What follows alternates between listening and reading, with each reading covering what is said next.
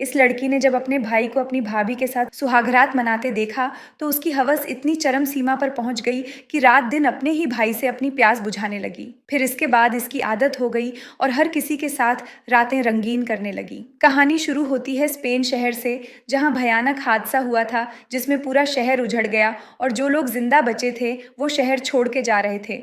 इन्हीं सबके बीच हम चिंकी को देखते हैं, जिसके हाथ में एक छोटा बच्चा है। चिंकी भी ये शहर छोड़ अपने पति के पास जाने के लिए निकल रही थी। अब सारे लोग दूसरे शहर शिप पे बैठ के जा रहे थे। अब चिंकी के पास पैसे नहीं थे तो वो सबकी नज़रों से बचते हुए शिप पर चढ़ जाती हैं, पर वो वहाँ के गार्ड की नज़रों में आ जाती है, जिसके कारण उसे अगले पोर्ट में उतार दिया जाता है। अब वो एक अनजान शहर में थी और उसके पति का शहर अभी भी काफ़ी दूर था, तो अनजान शहर में घूमते हुए एक आदमी से मदद मांगते हुए अपनी कहानी सुनाने लगी। लेकिन वह आदमी खुद को उससे भी ज़्यादा गरीब बताते हुए निकल देता है। इसी बीच वहाँ से निकल रही लड़की का पर्स रोड पर गिर जाता है तो चिंकी की नज़र उस परे पड़ती है और वो उसे लौटा देती है।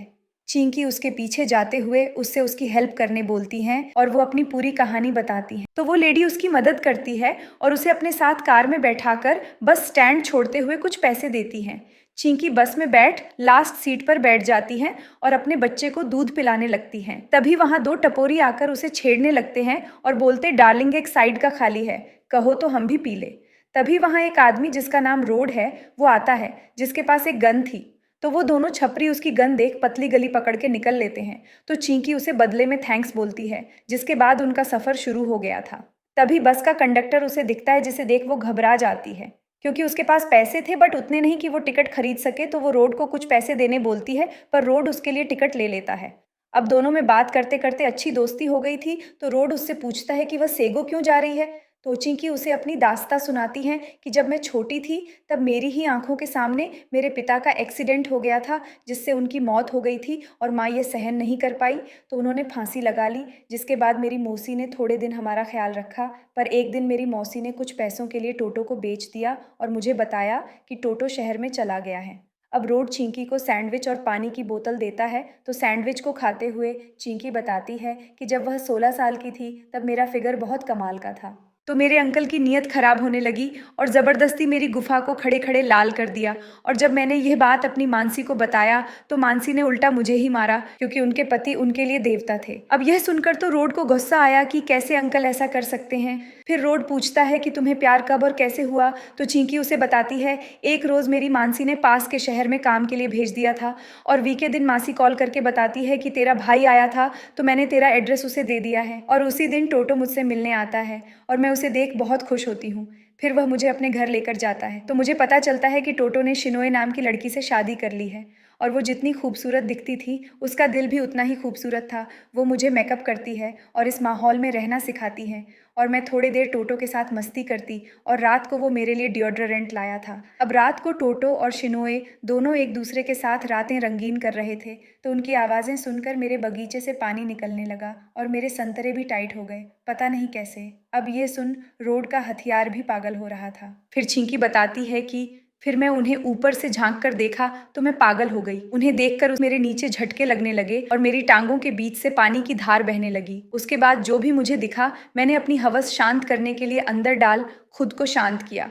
अब इधर रोड ये सुन चिंकी को बोलने लगता है कि क्यों मुझे तड़पा रही हो, मुझे तुम्हारी लव स्टोरी जाननी थी ना, कि तुम्हारा ठरकपन। तब चिंकी बताती है कि उसका भाई ही उसका पति है। ये सुनकर रोड शॉक्ड हो गया। चिंकी उसे बताती है कि शिनोए कुछ काम के लिए बाहर थी और मुझे मेरे ही भाई से प्यार हो गया जब से उसकी खुदाई देखी और मैं उसके क्लोज आ गई और एक रात मैं अपने कपड़े खोल बेड पे लेट जाती हूँ और जबरदस्ती उसे शिनोए की तरह खुद को बजवाने के लिए बोलती हूँ। पहले तो उसने मना किया, फिर बाद में मेरी हवस को देख उसे भी रहा नहीं गया। फिर भाई ने मेरे पौधे में रात भर पानी की बारिश की। अगले दिन जब मैं खाना बना रही थी तब पीछे से टोटो आया और फिर से मेरी गुफा में औजार डाल मुझे मजे करवा दिए। उसके बाद हर घंटे वो मेरा तबला बजाता और उसने अपनी शिनोए को भी पूरे साल में भी इतना नहीं पेला होगा जितना उसने मुझे 4 दिन में पेला। और कुछ दिनों बाद मैं गर्भवती हो गई, तब टोटो मुझे वापस गांव ले आया ताकि मैं बच्चे को जन्म दे सकूं और शिनोए को हमारे कांड के बारे में पता ना चल जाए।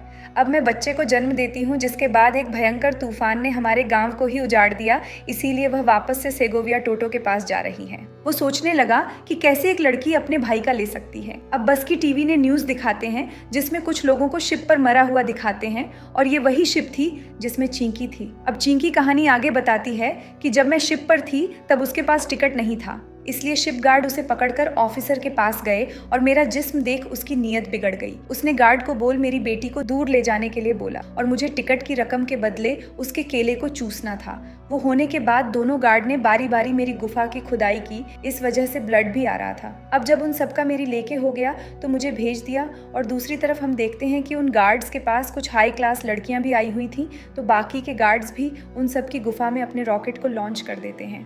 फिर मेरी मुलाकात एक बूढ़ी औरत से होती है जो मुझे बहुत ही खास जड़ी बूटियों को दिखाती है जिन्हें बेचने वो शहर जा रही थी। मुझे लग रहा था कि उन जड़ी बूटियों को खाने से उसका दर्द कम हो जाएगा, लेकिन बुढ़िया बताती है कि ये कोई जड़ी बूटियां नहीं है, ये जहर है और अगर कोई इंसान थोड़ा सा भी खा ले तो वो मर जाएगा। हमारी बातचीत चल ही रही होती है कि वहाँ एक गार्ड आ जाता है और मुझे कैप्टन के पास चलने के लिए बोलता है। मैं अपनी बेटी को दादी के पास छोड़कर चली जाती हूँ। अब मुझे लग रहा था कि कैप्टन अच्छा आदमी होगा, लेकिन कैप्टन ने भी अपना मोटा हथियार डाल मुझे पेल दिया। अब रोड बात सुनते हुए सो गया था, लेकिन हम देखते हैं कि जब चिंकी कैप्टन के ऑफिस से वापस आती है तो उसकी हालत देखकर बुढ़िया को उस पर दया आ जाती है, तो बुढ़िया उसे जहरीली जड़ी बूटी दे देती है। अब वो उनके पास जाकर उनकी मदद करने के लिए बोलती है, तो समझदारी से छींकी के उनके बियर में जड़ी बूटी को मिला देती है और फिर कैप्टन के ड्रिंक में भी अगली सुबह सबकी मौत हो गई। और इसी वजह से चिंकी को पहले ही शिप से उतरना पड़ गया था ताकि वो उन लोगों के मर्डर के केस में न फंस जाए। इस बीच उनकी बस रात में एक जगह पर रुकती है जहां दोनों साथ में डिनर करते हैं और फिर रोड लोली के लिए एक मोबाइल फ़ोन खरीदता है ताकि वो टोटो को कॉल करके घर जा सके, लेकिन कॉल लगता ही नहीं और रात भी काफ़ी ज़्यादा हो गई थी, तो रोड उसे उसके साथ होटल में रुकने के लिए बोलता है। वो मान जाती है। अब रूम में आते ही चिंकी नहाने के लिए जाती है और जब चिंकी नहा रही थी तो उसका बदन देख रोड पागल हो जाता है और वॉशरूम में घुस जाता है। तो चिंकी भी काफ़ी दिनों से सुखी थी, अब अलग अलग लोगों का लेने से उसे भी मज़ा आने लगा था। अब मज़े लेने के बाद चिंकी को काफ़ी सुकून मिला था।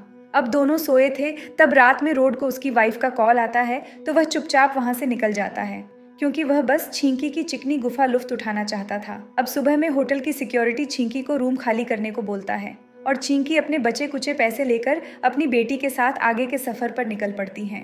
उधर रोड अपने घर ब्रेकफास्ट कर रहा था, तभी टीवी पर खबर आती है कि रोड ने शिप के सारे क्रू मेंबर को मार दिया और इस बात की गवाही चिंकी पुलिस के सामने दे रही थी।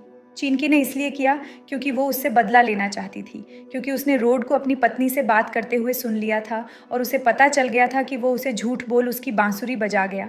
तो चिंकी ने उसी रात को रोड के फ़ोन से अपने मोबाइल पर ढेर सारे मैसेजेस किए थे जिससे पुलिस उसकी बात का भरोसा कर लेती है। तो थोड़ी ही देर में रोड के घर पर पुलिस आ गई थी और पुलिस को देखकर रोड वहाँ से भागने की कोशिश में पुलिस के द्वारा मारा जाता है और चिंकी बहुत रोती है क्योंकि हर किसी ने उसका फ़ायदा उठाया, किसी ने उसका साथ नहीं दिया, उसका भाई भी उसे छोड़कर चला गया। तो ये थी अबला नारी की कहानी।